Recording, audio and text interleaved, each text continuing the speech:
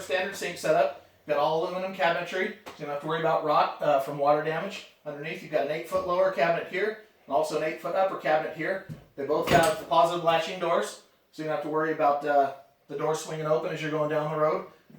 Simply push the button and it latches itself closed, so you don't have to worry about it swinging. Super easy to use. You've also got your 3-bay sink set up here in the base cabinet. So you've got your wash, rinse, sanitize for your dishes.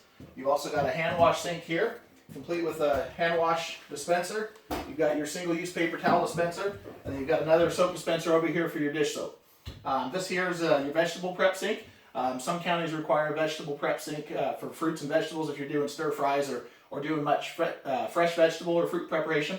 So that's nice to have. It's a standard feature. So whether your county requires it or not, we include it as a standard feature.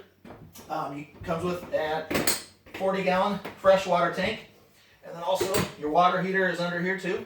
A gas water heater is standard. This particular client wanted a aluminum or a electric water heater, so that's what you got going right here. Your pumps here, all your on-off valves and switches are all down here. Again, your 40-gallon fresh water tank. You've got an 80-gallon tank that's underneath to catch all your gray water, and it just tucks nicely in under the cabinet under here. If somebody wants to use it in the winter, it's pretty nice. Just put a little space heater underneath the cabinet, and you can keep all your plumbing from freezing for you. So that's a nice little system right there.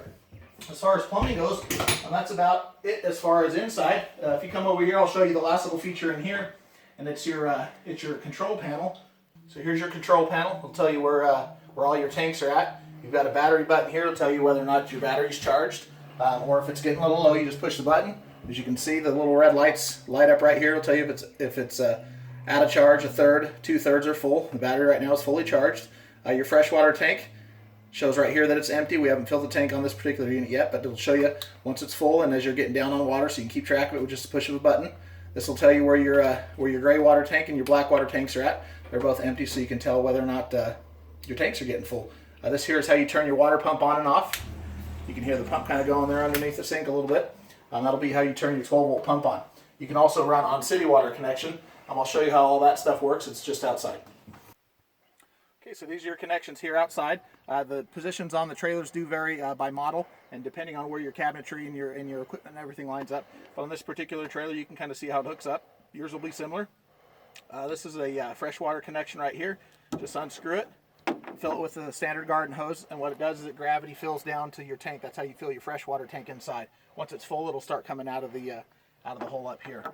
If you don't want to run your tanks, if you're at a particular event where you have city water or pressurized water, you connect it right here just like an RV. Just spin a standard water or food grade water hose right here on this little connection right here onto your hose, and it'll pressurize your system and you don't have to use your water tanks.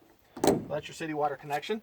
And then this down here is where you would dump your sewage. Again, it varies on models where these are at, but this is your standard sewer connection. It's a 3-inch flex hose, just like an RV. You just spin the cap off and pull the gate valve down here, and that's how it dumps. This here is where you attach your electricity to the trailer. It's just a one standard plug. You get a 20-foot whip with your trailer. Plug one end into the wall, the other end right here goes into the trailer. It just plugs in, give it a half twist, and this little nut attaches it to keep it solid. And what that does is it charges your whole system. So one simple cord and everything is plugged in, ready to go.